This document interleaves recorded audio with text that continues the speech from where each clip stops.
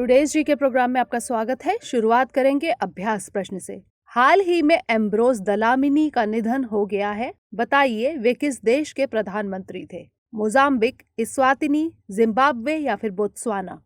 इसका सही जवाब है ऑप्शन बी, इस्वातिनी। हाल ही में अफ्रीकी देश इस्वातिनी के प्रधानमंत्री एम्ब्रोस दलामिनी का निधन हो गया है। इस्वातिनी अफ्रीका के दक्षिण पूर्व में स्थित एक देश है। इसे पहले स्वाजीलैंड के नाम से जाना जाता था। इस्वातिनी की उत्तर पूर्वी सीमा मोजाम्बिक तथा शेष सीमा साउथ अफ्रीका से लगती है। तो इस तरह इस प्रश्न का सही जवाब है ऑप्शन बी। आप में से अधिकतर स्टूडेंट्स ने इसका उत्तर कमेंट सेक्शन में सही भेजा था। जवाब भेजने के लिए आपका शुक्रिया। हमारे वीडियो अंग्रेजी में देखने के लिए फॉलो करें हमारा ही दूसरा यूट्यूब चैनल दृष्टि IAS इंग्लिश। शुरुआत करते हैं आज के सेशन की। आज का पहला प्रश्न है, संयुक्त राष्ट्र मानव विकास सूचकांक 2020 में भारत किस पायदान पर है? 129वें, 130वें, 131वें या फिर 132वें? इसका सही जवाब है ऑप्शन सी, 131वें। हाल ही में संयुक्त राष्ट्र विकास कार्यक्रम द्वारा संयुक्त राष्ट्र मानव विकास सूचकांक 2020 जारी किया गया। इसमें 2019 के लिए देशों को रैंकिंग दी गई है। 189 देशों में भारत 131वें पायदान पर है। भारत की रैंकिंग में 2 पायदान की गिरावट 2018 में था 129वें स्थान पर, जबकि 2019 में है 131वें स्थान पर। हालांकि भारत की मानव विकास सूचकांक वैल्यू यानी HDI वैल्यू में बढ़ोतरी हुई है। 2018 में भारत की HDI वैल्यू 0.642 थी, जबकि 2019 में भारत की HDI वैल्यू 0.645 है। इस इंडेक्स में नॉर्वे पहले पायदान पर जबकि दूसरे पायदान पर आयरलैंड है। जीवन प्रत्याशा, शिक्षा और प्रति व्यक्ति आय के आधार पर HDI निकाला जाता है। तो इस तरह इस प्रश्न का सही जवाब है ऑप्शन सी। अगला प्रश्न है, किस भारतीय ने एशिया और प्रशांत क्षेत्र से यूनाइटेड नेशंस एनवायरमेंट प्रोग्राम का Young Champions of the Earth Prize 2020 जीता है? विद्युत मोहन, सुनीता नारायण, अरुण कृष्ण मूर्ति या फिर जादव पाएंग? इसका सही जवाब है ऑप्शन ए, विद्युत मोहन। हाल ही में यूनाइटेड नेशंस एनवायरमेंट प्रोग्राम ने Young Champions of the Earth Prize 2020 के 7 विजेताओं की घोषणा की। इन 7 विजेताओं में भारतीय इंजीनियर विद्युत मोहन भी शामिल है, जिन्हें एशिया एवं प्रशांत क्षेत्र से चुना गया है। विद्युत मोहन को एक इनोवेटिव टेक्नोलॉजी की खोज के लिए विजेता चुना गया है, जो न केवल ऊर्जा उत्पन्न करती है बल्कि हवा को साफ रखने एवं जलवायु परिवर्तन को कम करने में सहायता करती है। इन्होंने एक ऐसी मशीन बनाई है जो वातावरण में ग्रीन हाउस गैस उत्सर्जित किए बिना कृषि अपशिष्ट को जलाकर चारकोल एवं उर्वरक में तब्दील कर देती है, जो किसानों द्वारा उपयोग किया जा सकता है। विद्युत मोहन एक सोशल एंटरप्राइज टाका 4 के को-फाउंडर है। यह प्राइज हर साल 30 साल या इससे कम उम्र के 7 उद्यमियों, वैज्ञानिकों, इंजीनियर या एक्टिविस्ट्स को सतत पर्यावरणीय बदलाव के लिए किए गए प्रयास के लिए दिया जाता है। तो इस तरह इस प्रश्न का सही जवाब है ऑप्शन ए। अगला प्रश्न है, हाल ही में किस राज्य ने YSR फ्री क्रॉप इंश्योरेंस योजना लॉन्च की? तेलंगाना, तमिलनाडु, आंध्र प्रदेश या फिर केरल? इसका सही जवाब है ऑप्शन सी, आंध्र प्रदेश। आंध्र प्रदेश के मुख्यमंत्री YS जगन मोहन रेड्डी ने YSR फ्री क्रॉप इंश्योरेंस योजना लॉन्च की। इस योजना के तहत कृषि मौसम 2019 में जिन 9.48 लाख किसानों की फसल बर्बाद हो गई है, उनके बैंक अकाउंट में 1252 करोड़ भेजा गया। इस योजना में किसान द्वारा प्रीमियम नहीं देना है, यह पूरी तरह फ्री है। तो इस तरह इस प्रश्न का सही जवाब है ऑप्शन सी। अगला प्रश्न है, हाल ही में एशिया पैसिफिक ब्रॉडकास्टिंग यूनियन के उपाध्यक्ष के पद पर प्रसार भारती के CEO को चुना गया। प्रसार भारती के CEO कौन है? शेखर गुप्ता, शशि शेखर, स्मिता प्रकाश या फिर शशि शेखर वेम्पति? इसका सही जवाब है ऑप्शन डी, शशि शेखर वेम्पति। दुनिया के बड़े ब्रॉडकास्टिंग संघों में शुमार एशिया पैसिफिक ब्रॉडकास्टिंग यूनियन यानी ABU के उपाध्यक्ष के पद पर प्रसार भारती के CEO शशि शेखर वेम्पति को चुना गया है। इन्हें 3 वर्षों के लिए चुना गया है। एशिया पैसिफिक क्षेत्र के लगभग सभी पब्लिक ब्रॉडकास्टर्स ने इनका समर्थन किया। ABU की स्थापना 1964 में प्रसारण संगठनों के प्रोफेशनल एसोसिएशन के रूप में की गई थी। 57 देशों और क्षेत्रों में इसके 286 से अधिक सदस्य हैं। इसकी करीब 3 अरब आबादी तक पहुंच है। प्रसार भारती भारत की पब्लिक सर्विस ब्रॉडकास्टर है। प्रसार भारती एक्ट के तहत इसकी स्थापना की गई थी। इसके अंतर्गत ही ऑल इंडिया रेडियो एवं दूरदर्शन टेलीविजन नेटवर्क आते हैं। तो इस तरह इस प्रश्न का सही जवाब है ऑप्शन डी।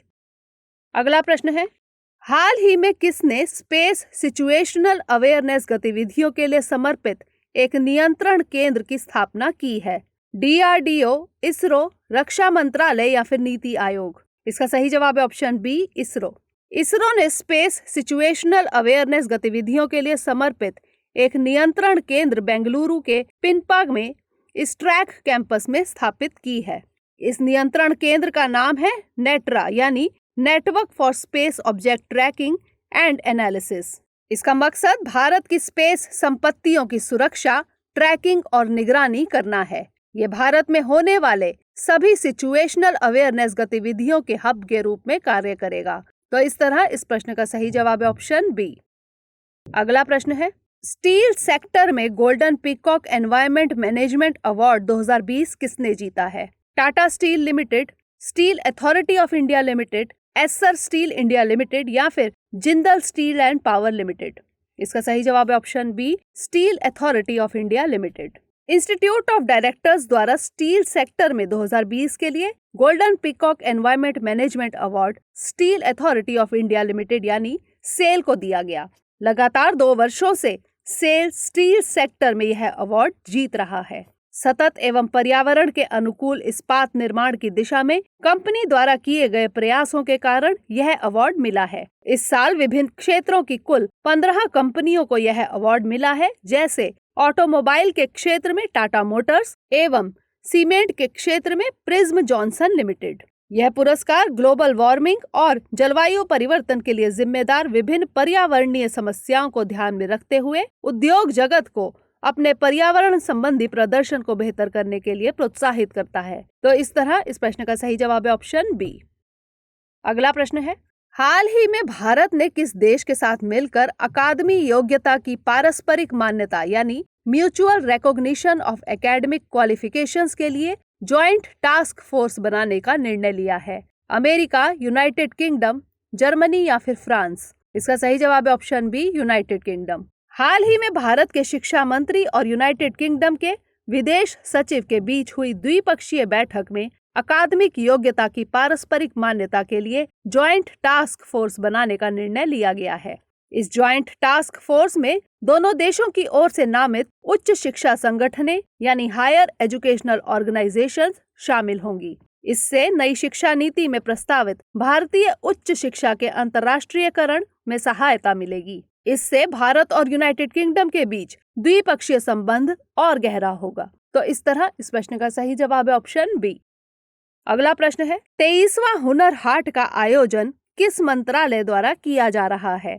अल्पसंख्यक मामलों के मंत्रालय, शिक्षा मंत्रालय, संस्कृति मंत्रालय या फिर वस्त्र मंत्रालय? इसका सही जवाब है ऑप्शन ए, अल्पसंख्यक मामलों के मंत्रालय। उत्तर प्रदेश के रामपुर में 23वां हुनर हाट का आयोजन किया जा रहा है, जो कल यानी 18 दिसंबर से शुरू होगा एवं 27 दिसंबर तक चलेगा।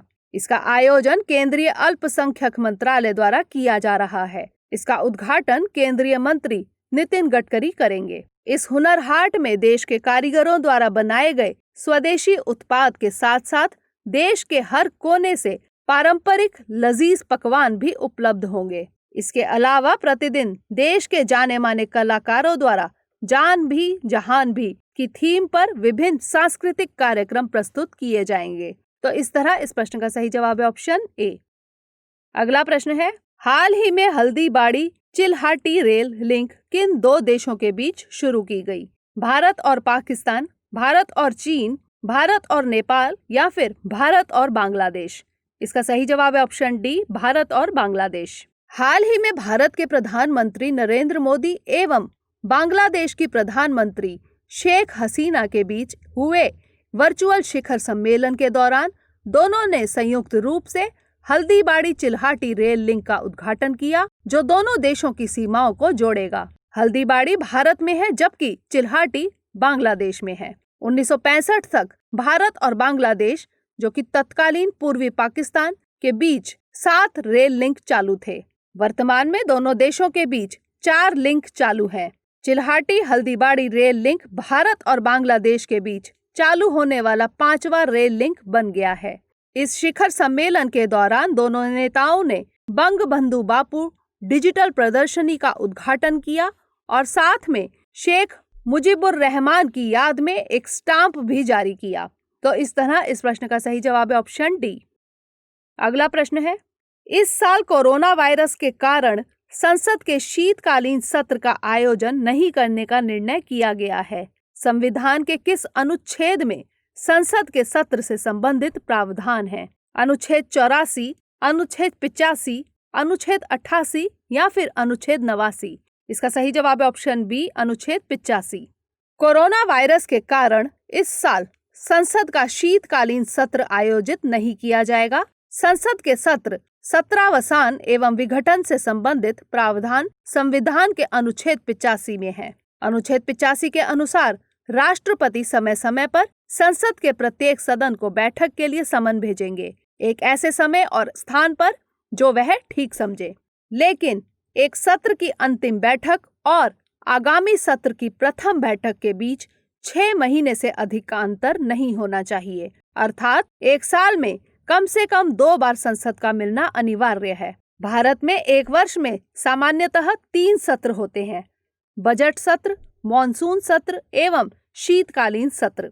अनुच्छेद 84 संसद के सदस्य बनने की योग्यता के बारे में बताता है। अनुच्छेद 88 में सदन के संदर्भ में मंत्रियों एवं महान्यायवादी के अधिकार के बारे में जिक्र किया गया है। अनुच्छेद 89 में यह बताया गया है कि राज्यसभा का सभापति और उपसभापति कौन होगा। तो इस तरह इस प्रश्न का सही जवाब है ऑप्शन बी। अब बारी है आज के अभ्यास प्रश्न की। हाल ही में किस कंपनी ने भारत का पहला homeopathy health care mobile application launch किया? डॉक्टर ब्रांड, बहोला, SBL या फिर हसलैब? इसका उत्तर हमें कमेंट सेक्शन में जरूर भेजिएगा। अगले सेशन में नए प्रश्नों के साथ मिलेंगे, तब तक के लिए धन्यवाद।